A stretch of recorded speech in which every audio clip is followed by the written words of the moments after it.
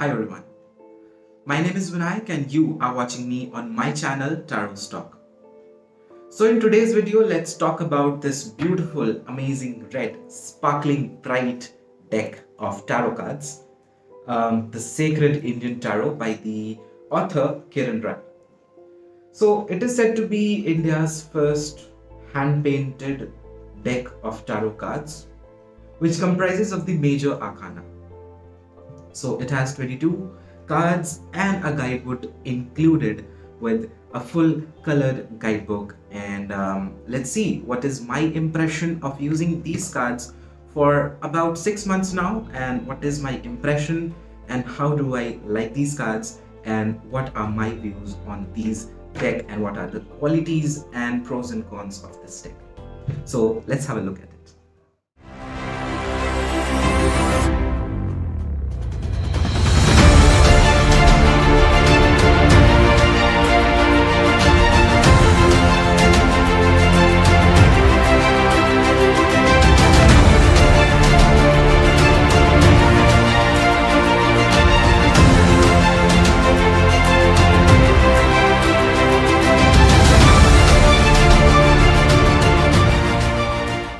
So this deck of cards come from the author Kiren Rai, who is an art curator, who is a tarot reader herself and is a chakra healer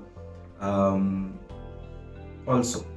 So she basically hails from Uganda and she's currently, I feel, living in New Delhi, as what comes from her introductions and the book. So basically here we have the deck in front of you. This is the guidebook and this is this strong, sturdy deck box which has an amazing openable flip, so that your cards are secured when they are kept either like this or like this. So it's basically, the main thing about the packaging is it's easy to access, it's easy to open, and you don't have to put the cover separately and then after reading and after doing a look for the top box. And it's also quite sturdy, so you can keep it anywhere. You can deck the cards, the card decks on one another, and it's really nice to have this strong quality deck box. So inside, when you open it, you get this guidebook, which is a complete colored guidebook, and it talks about a little bit about what tarot is and how the book has been conceived, how the idea comes, and a little bit about the author, and a little bit about the Indian parallelism to the tarot.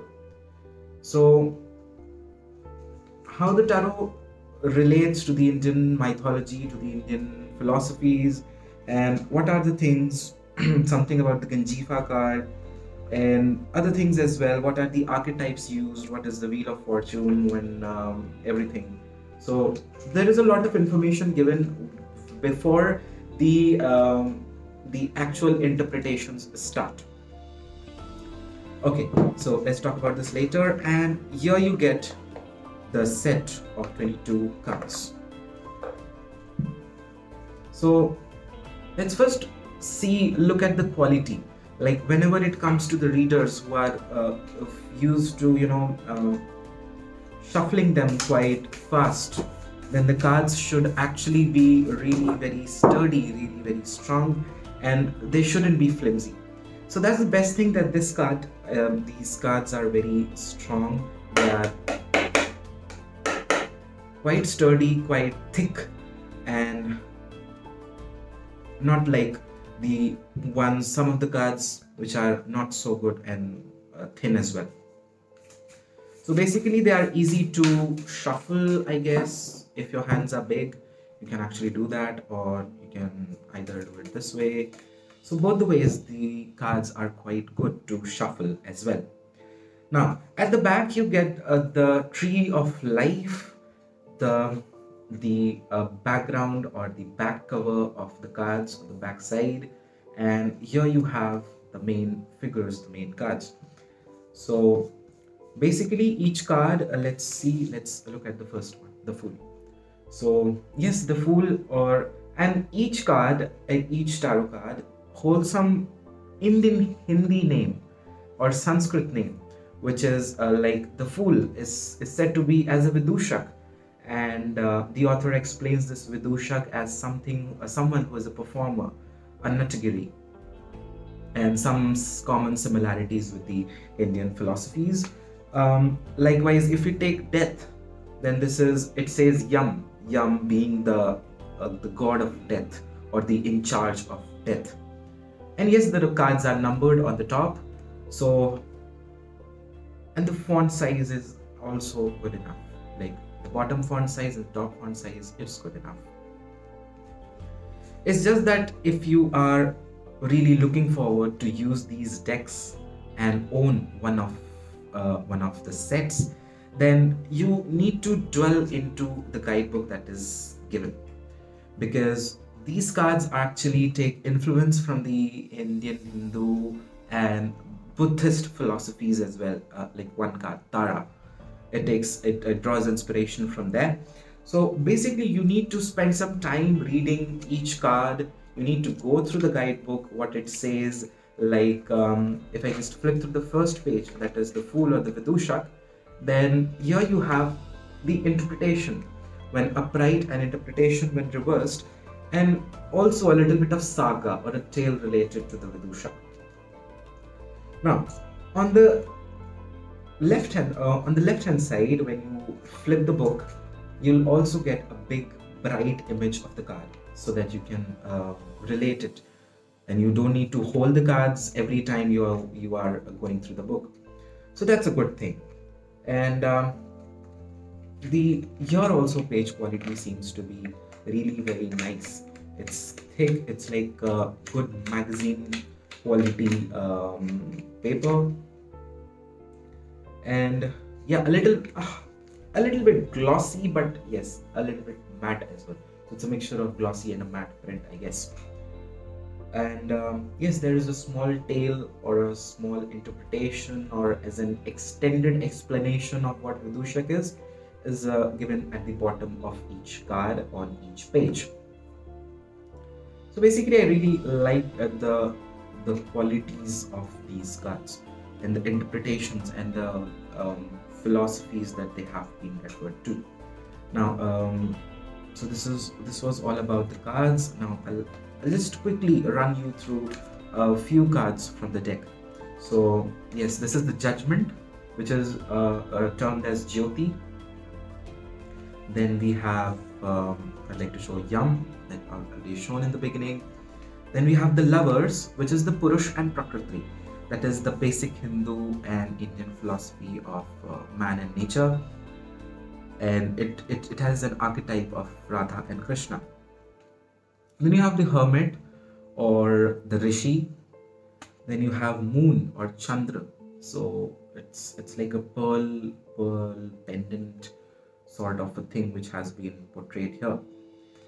So basically, if you are really looking forward to know much more about these cards, then you can check out the videos available on my YouTube channel and also on Honest Tarot Reader Kiren Rai's YouTube channel, where I along with a friend of mine from UK have interviewed the author herself, and she has explained how she came up with each card, what is the significance, and what are the hidden symbolisms or the hidden meanings in each card, in each flip over. So basically, if you haven't checked out that series, then do not forget to check that series. It's named as the Sacred Indian Tarot Talks on my YouTube channel. The entire playlist features all the cards in different episodes, so you can always check back if you really are looking forward to know much more deeper about each card and its symbolism from the author herself. So I'll quickly run through again through the book, and here you have. So basically, it says how to deal a spread, like what spreads are there if you. And she has added a chakra spread in this at the end, like the Mooladhar, Chakra, Swadhisthana, Manipur, Anahata, Vishuddha, Agnya, Sahasra. So all these chakras can be, and they are also explained. The chakras are also explained.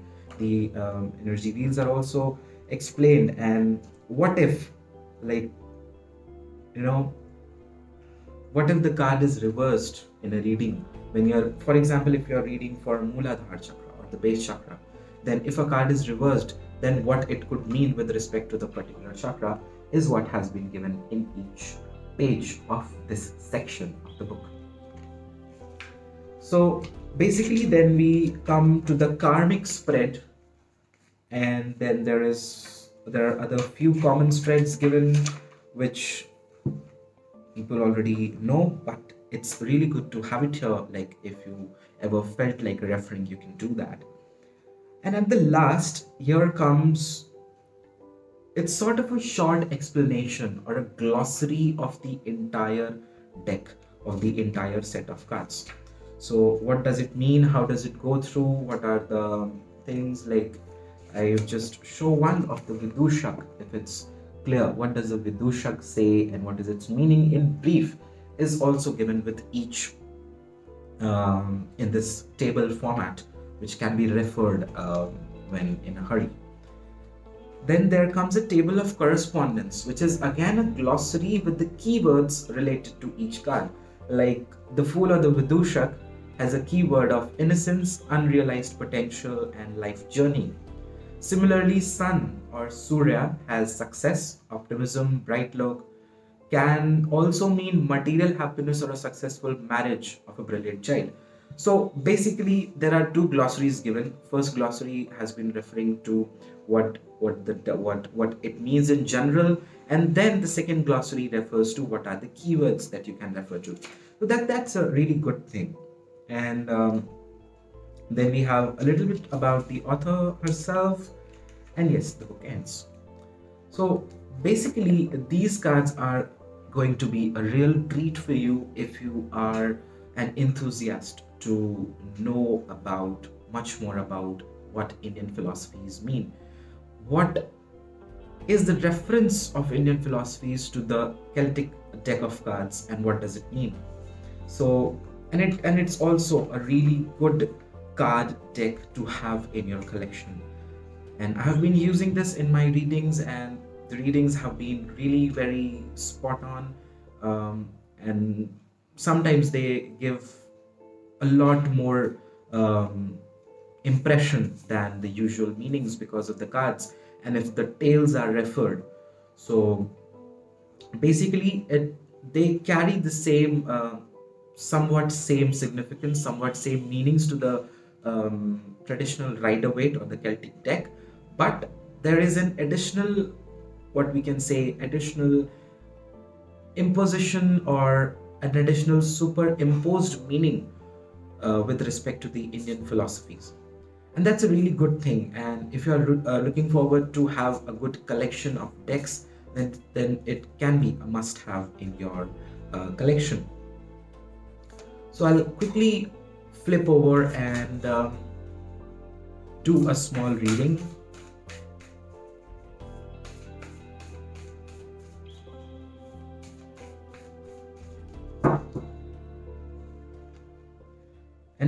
And we have Ardhanarishwar or the Temperance. So this is about maintaining the balance, the usual thing that comes along. But this Ardhanarishwar is referring to the half man and half female, half male and half female form of Shiv and Shakti, that is Shiv and Parvati in a way. So it also means the amalgamation of the two, or finding the balance between the two, or finding balance between the femininity and masculinity residing in you. So things like that, and additional meaning and additional impression can also be drawn if you really know much more deeper about the decks. And for that, you can always refer to my YouTube channel playlist, that is the Sacred Indian Tarot Talks with Kiren Rai, who's the author of this beautiful red, blazing and sparkling red deck. So this was my impression, and if I sum up the entire video, then The card quality is really good, and if you are an enthusiast, if you are really interested in knowing much more about the Indian philosophies with the tarot cards and you want to have a good deck of cards in your collection, then you can definitely have these in your collection, in your set. And I feel you're not going to get disappointed. And also, if you really like this video, then do not forget to subscribe to this channel and also press the bell icon. And do not forget to watch the playlist, The Sacred Indian Tarot Talks with Kiren Rai, only on Tarot Stock YouTube channel. Thank you.